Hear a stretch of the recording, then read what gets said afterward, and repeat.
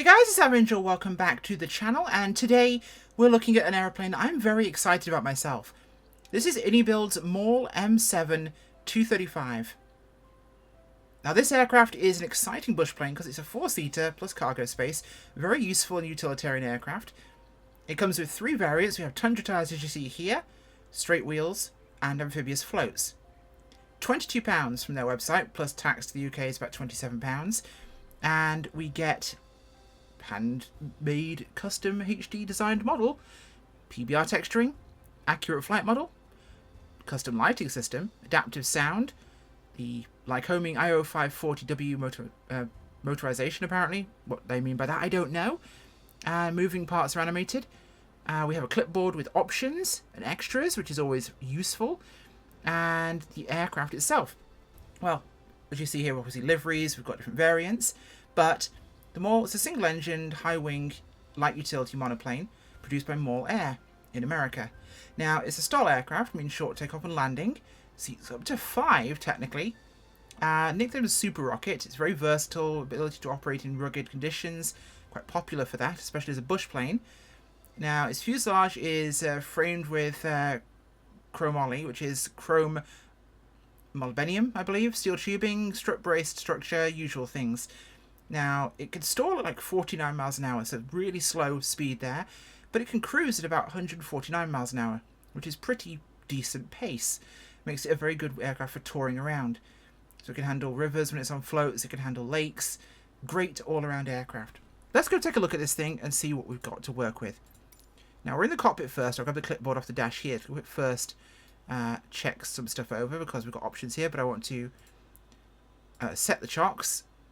And we're going to show the co-pilot, and we've got baggage we can play with. But let's go outside and take a look around here first, shall we? So, really nicely textured exterior. By the way, I paid for this add-on myself. This is not one I've been given by a developer to review, so if I'm being positive, that's because I like it. I spent my own moolah on it, like I do most of the add-ons I review. I actually get very few review copies from developers. I spend mostly my own dosh, that way I can be really honest. And even when I do get a review copy, I try my best to be as straight as possible. Very nicely detailed model. Not a ton of detail in the cowling, but it's a straight engine. It's not exactly going to have tons of detail up there. But really simple design, but very nicely detailed and textured. Modelling is good. I don't see a ton of issues with it. Everything looks well put together. Do quite like this one. Let's get back inside, take a look around properly, shall we? So, typical GA aircraft, quite simple to start, of course. I've already got my battery and electronics on here. And we're going to get her ready to rock and roll. My controller's deciding it wants to basically play a role in this review, so I'm just going to, there we go, nudge the wobbling stick. There we go. Okay, so we have our usual clicky-doo-doo-doos here around. We have our co-pilot as visible in the cockpit if we want them to. I don't like that myself, so go away. Move our chocks there. We can switch out our panel for the 530-430 combination to a GTN 750 and 630 option, which is always useful, 650. So we have all those abilities in the aircraft, as you would expect. Click to go away. Now, as far as I can tell, the storm window does not want to open, nor does the window want to unscrew here. From what I read in the manual, I couldn't see anything relating to it, and this will not open. We can, however, open the door that way. Not a lot, but we could open it, but the strut's in the way. Now, of course, we have our parking brake here, we have our key there, we have all our systems. Let's actually get these out of the way a second.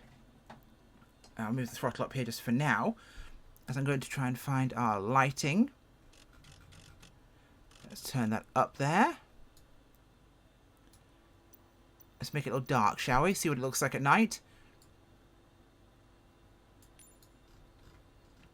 Ooh, minimal, but nice. I like it. Do I have a cabin light I can turn on as well? I do. There we go. Let's go back to nighttime, see what this really looks like. That's not nighttime, is it? Oh, I can't even get that right, can I? Okay, so it's good looking lighting, I'll give it that. It's quite attractive. There we go, super bright. Not bad at all. Let's go back to daytime. YouTube loves doing things in the dark. Absolutely loves it. Now I will say, visibility of all the instruments is very good in this aircraft. Nothing feels particularly hard to see. Apparently I've got no GPS position. That's a new one. Why it's lost that, I don't know. But it's found it again. So let's go ahead and start our fuel selectors here. We've got left, right, we've got both. We'll go to both for this. Boost pumps on for our start. Let's pull the throttle back here. Starting is as simple as turn the key. The sounds don't feel great. Now these engines aren't particularly loud or distinctive, but it doesn't feel spectacular in the sound department. It's not terrible.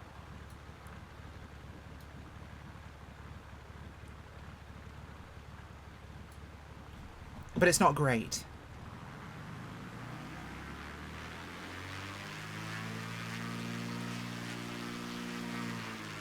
Okay, it's not bad. It's not bad at all. But it's not exactly, again, an interesting engine, so you have that. Do we get sound when we open the door?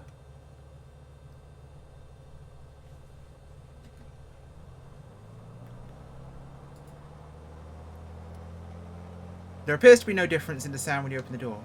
Okay, fair enough. We'll go with that. Now, we're going to get ourselves going here and get taxied out and take off and do a quick little bit around. Then we're going to go back and mess with the Amphibian, because that's something that's important to me.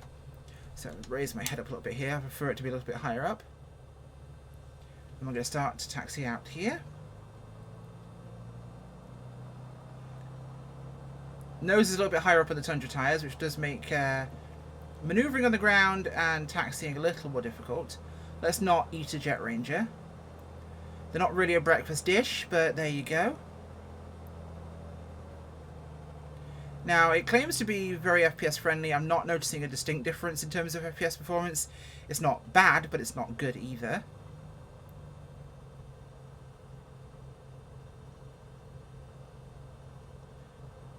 My sim feels a little chunky today. We'll try somewhere different when we get to the seaplane and see if it's just the location that's causing us some issues. It doesn't normally. I've used this place quite a few times. It's never been bad. Now, you'll notice you actually have a negative flap setting in this aircraft. As I just go up on my flap setting, because default is technically 1 notch. You'll notice here we have our flaps are slightly up. That's a cruise flap setting. So we don't want that. That's going to reduce lift.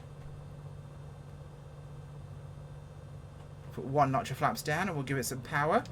Now she can be a little bit spicy on the tail as we get going here, so we'll try and keep the dance in effect. You have to be a little gentle on the pedals. They're a little bit easy and it will lift off very easily. Again, stall design. We'll get off the ground super quick. We'll pull those flaps up. Keep full power applied here. She's quite pitch sensitive, I'm finding. The aircraft will kind of really move on the pitch axis, I'm finding, compared to others. But she has got a pretty potent engine, a lot of drag, thrust I should say. So, I don't know, it doesn't necessarily feel right, but it doesn't feel wrong either.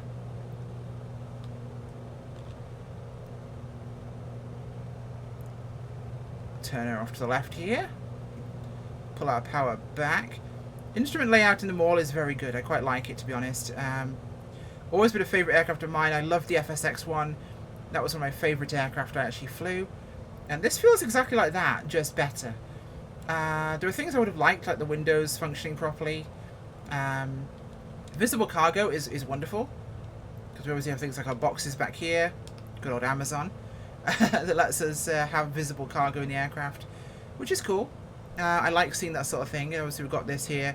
We can hide the different boxes, hide baggage. It's not a ton of options, but at least something, right?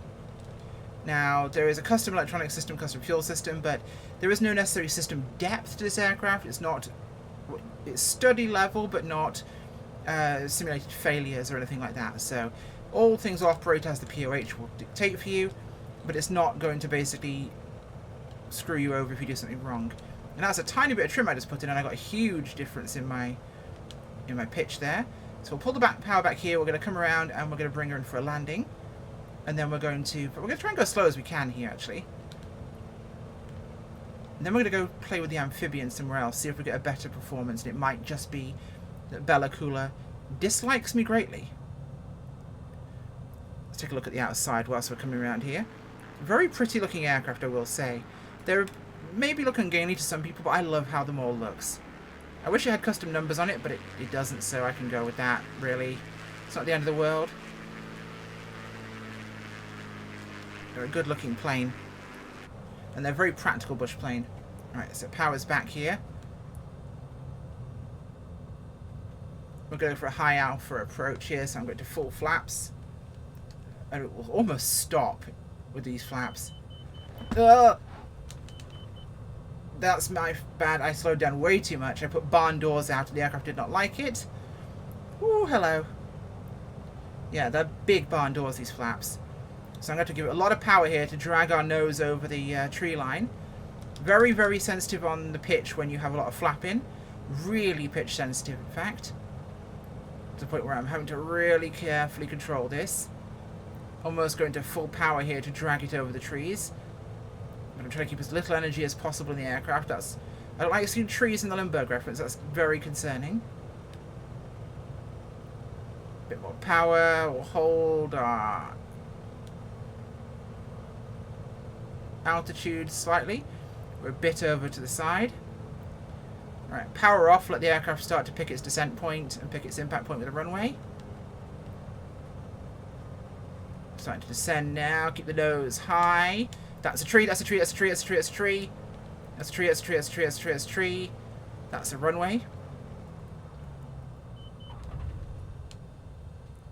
And stop. Flaps up. Okay, so slightly lower than I would like to, but as you can see, it's quite long. I could probably do shorter with a bit of practice and not bonking trees. Maybe come a bit steeper, but I decided to fall victim to its pitch sensitivity on that one, so I'll take that as a landing. Let's go play with the Amphibian and see how she runs, shall we? Hi, so we're back in the Maule, and as you see here, the black back panel, there are two different variants. You've got the beige and you've got black interiors for a bunch of deliveries. There's two of both, so you have options. So we're here at Guildford Island Seaplane Base again. Why am I looking around inside when I can just do this? And my FPS is very much the same, so this apparently good FPS might not be exactly as they said. It doesn't feel that wonderful. So let's switch everything on here. Make sure we are set as we need to be. Now we have a water rudder somewhere to grab. I'm pretty sure it's this. There we go.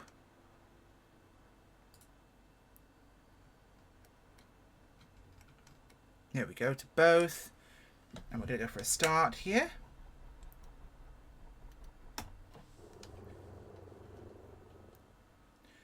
Why are you not starting? Oh, because I selected off. Like an idiot. Boost pumps on, there we go. There we go, engine start is good. Right, so we've got our water rudders deployed, so it means we can taxi around to the water surface. And my gear is down. Let's correct that issue, shall we?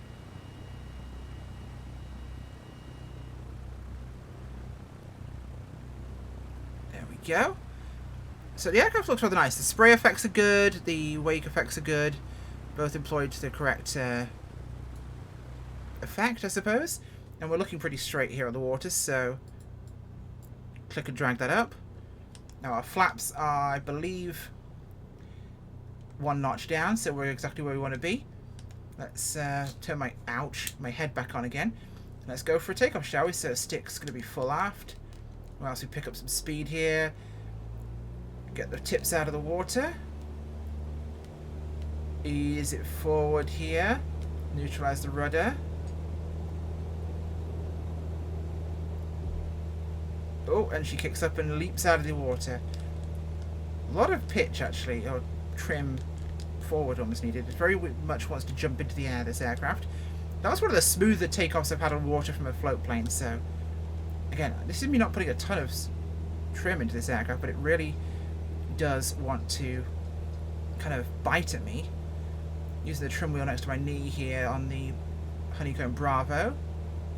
Much easier, much better effect. Rather than using the button trim on my yoke, which I normally use, using the wheel, I get a much smoother result rather than being quite so dramatically a shift. Let's pull this power back here.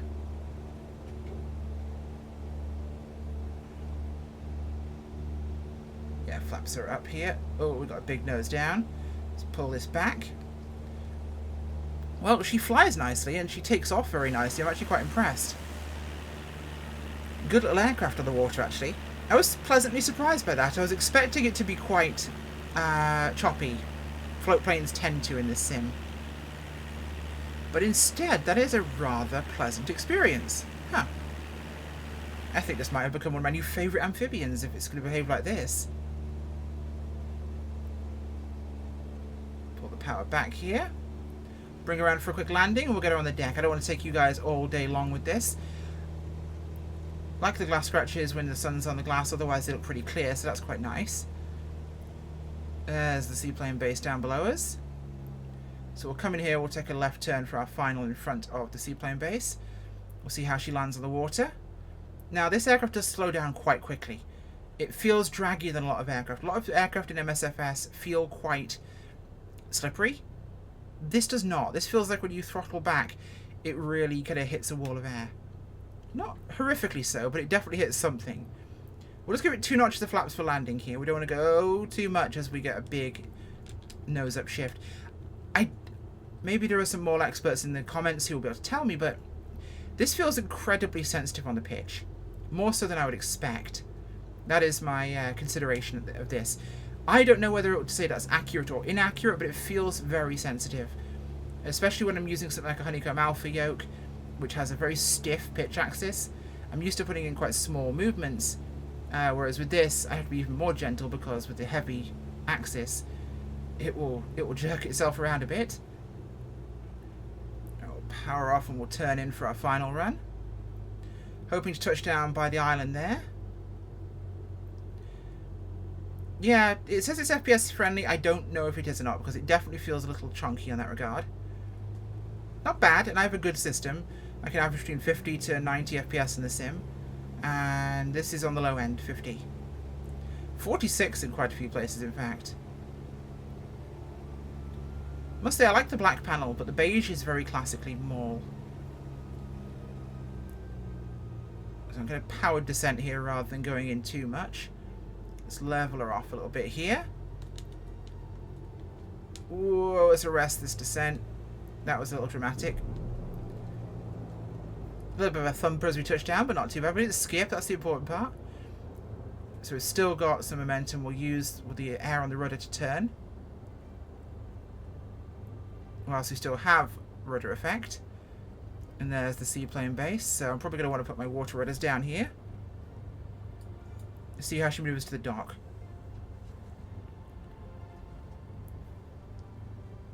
Yeah, we're good there. Overall, I like this add-on. It feels well put together. It is clean and tidy. It's not amazingly super duper duper holy crap. This is the best aircraft I've ever seen in the sim, but it's not super expensive and it's well put together and it flies well, handles as I would expect it to.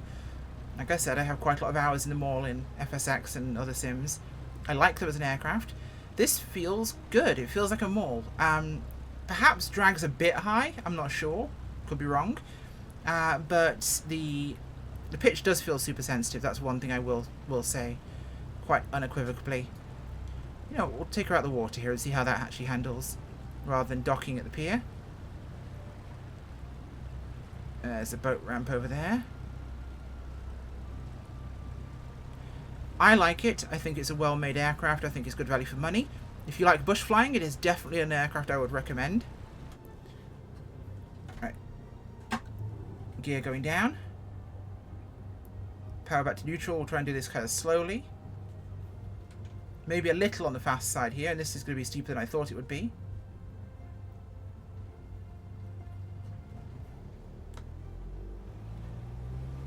I think we met our match in terms of inclines here. Not a realistic steepness, but there you go. And we'll shut down. So the inibuild, and we're mating with a house, which is just fine. But she will...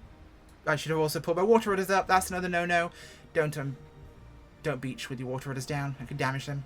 But I like it. Very well made aircraft. Very well put together. I enjoy it. I think this is value for money. If this is the kind of aircraft you want to fly, I recommend it. Otherwise, go press autopilot buttons with your airliner. I'm joking, of course. But this is definitely on the recommend list. Thank you for watching, guys. Bye.